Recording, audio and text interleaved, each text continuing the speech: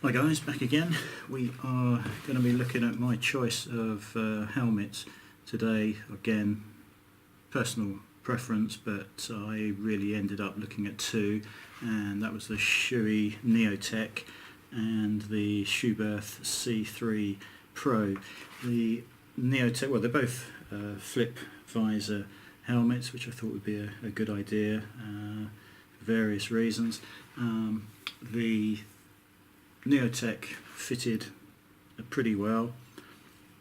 It was easier to get my glasses on. I like my glasses with quite a curve around my ear, so I can look down at the workbench and not have them fall forward.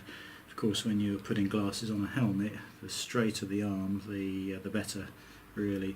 But so I could get these on without too much trouble on the Neotech.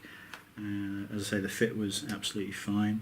The Schuberth, it's slightly harder to get your glasses on, excuse me, because it is a tighter fit, certainly to start with. This has to be a tighter fit because it will bed in over the weeks. But there is a way to get glasses on, and that is to put the helmet on, tilt it back on your head, and then put your glasses on, and then bring the helmet back down into the correct position, and then do it up. The reason I went in the end with the Schuberth was a slightly better fit for me, but mainly because of the anti-roll-off feature. You've obviously got the chin strap, but that is also attached to two other straps that run to anchor points on the back of the helmet, and the idea is to stop that in certain impacts from rolling off of your head. So, and also they have the Schuberth headset, which is built in, built in to this as an optional extra.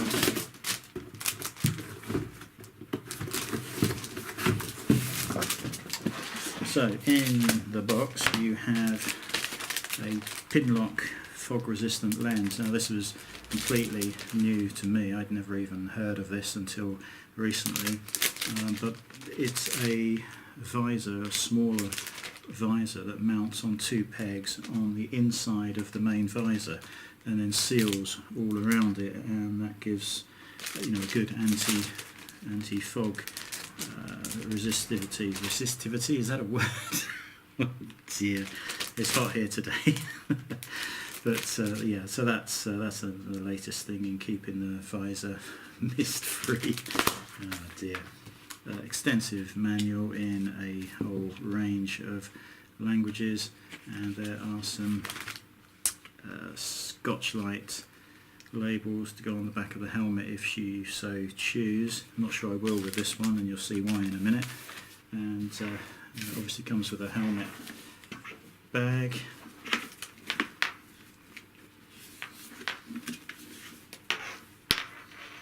Now I went for the matte finish. I don't know whether this is focusing or not, but this is not a glossy finish, it is a matte finish, and it has all the countries of Europe. They've got the flags around the top here, and the map is drawn all around the helmet. Now, I'm not a fan of the EU, and I should be quite happy if we leave it in a few weeks' time, but if we do, then well, it's going to be a rare helmet, because the UK flag is up there, and we won't be a member of it anymore. But I just like the design, to be honest.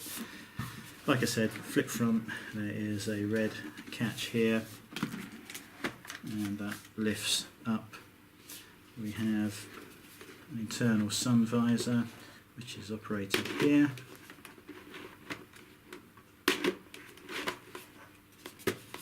The anti-roll-off feature that I talked about, the mounts are on the back here.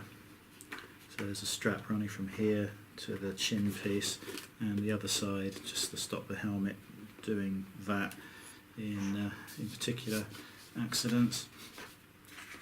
As I say, this is a very snug fit, and something I wasn't massively keen on is if I just leave this open. In the old days you used to just have two D-rings, and that worked perfectly, but they've changed it for this sort of ratchet mechanism now, which I'll undo. You just pull the red and then take that out, and then there's a padded chin protector there. But once you've adjusted this strap, you can just put it in there and push it in, get it comfortably tight, and you're good to go.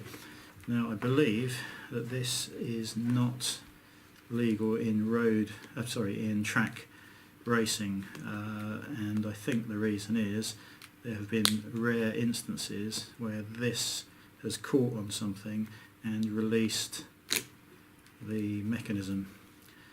So I'm not massively keen on this. This also is a loop. I don't know whether you can see that. That is a loop of material, and you would think if you're sliding along the road on your backside and something just snagged in that, your helmet can be, released pretty quickly.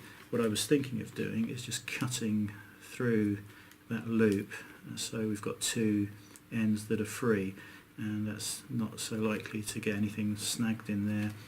It's not a huge, I like the idea, it's nice and easy, but is that the safest way of doing it? Not sure. Certainly they don't think so if you're racing on the track.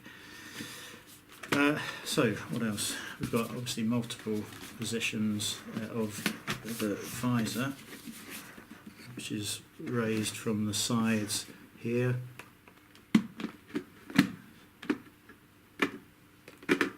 There's quite a few positions.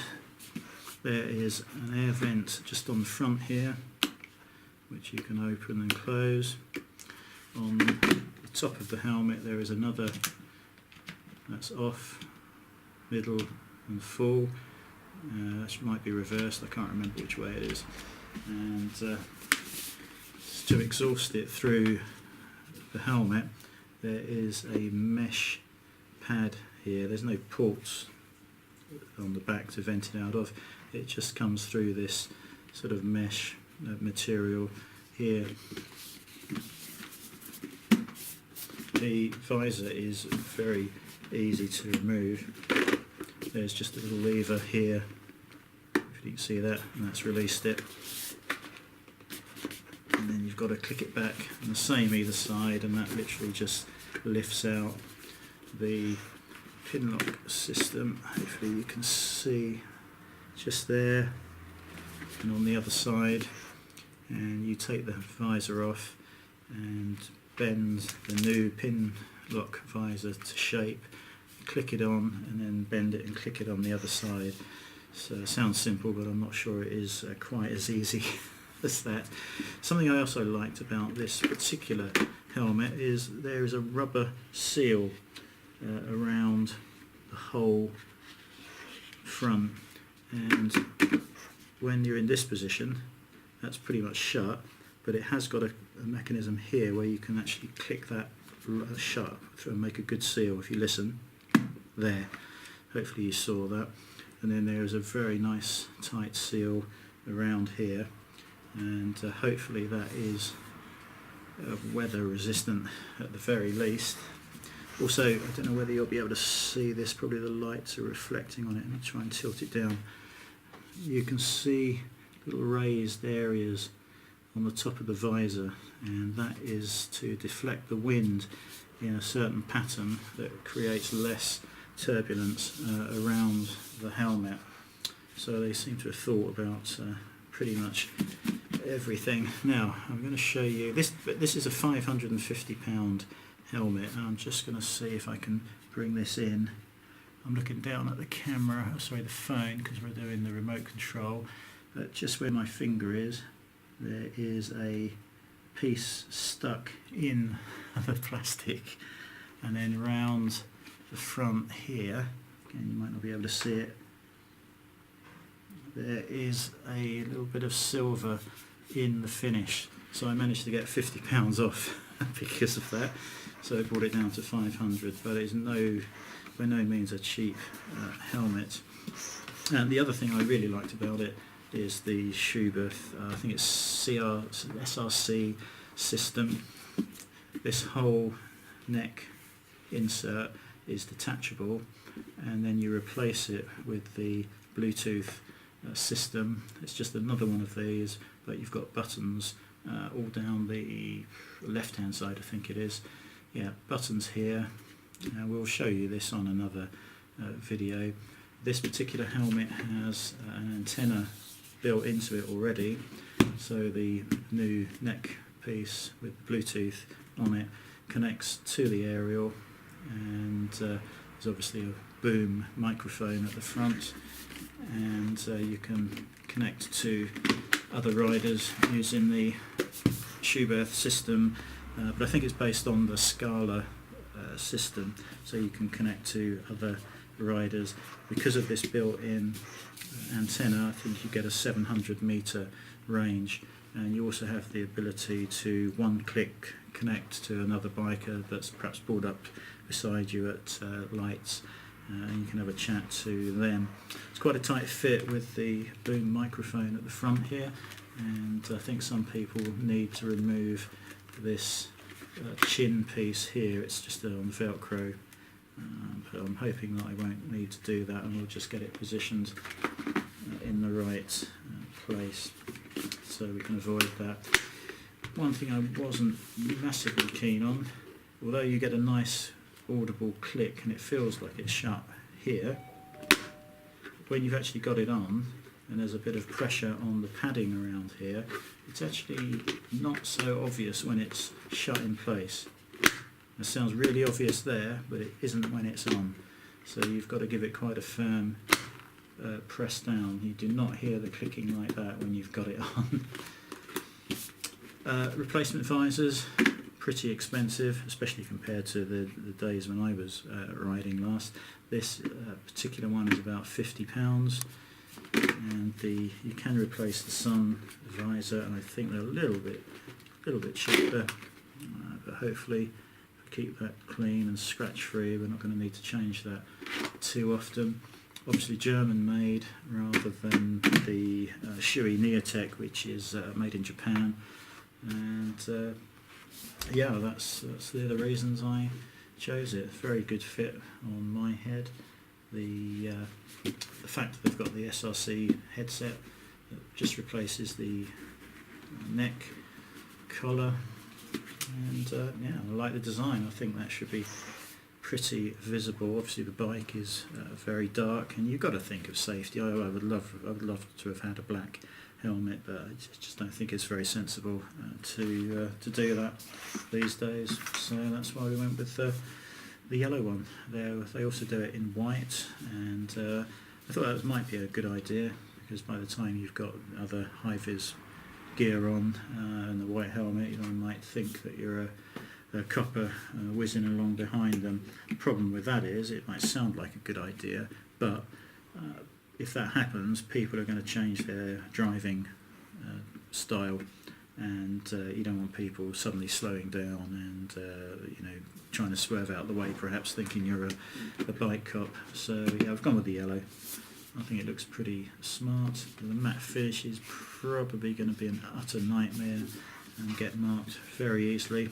You'll have to read the instructions on just how is the best way to remove any marks on this. But yeah, it's also very light. That's a big difference in the helmets from years ago. I think the last helmet I had was a Bell Star 2. I think it was fiberglass. Yeah, it would have been a fiberglass helmet back then. Very much heavier than the modern helmets.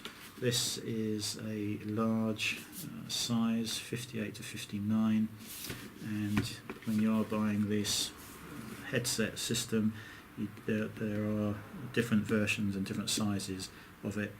There's one especially for the C3 Pro, and you do need to buy the right size, which took us a couple of days to get in. So yeah, just some quick thoughts really on the Schuberth C3. I'm going to try and get a couple more videos of the equipment I'm going to need to use immediately, as the bike's now here, and we'll probably talk about them over the next few weeks as well, as and see how they perform. So yeah, that's the Schuberth C3 Pro, and we'll catch you later.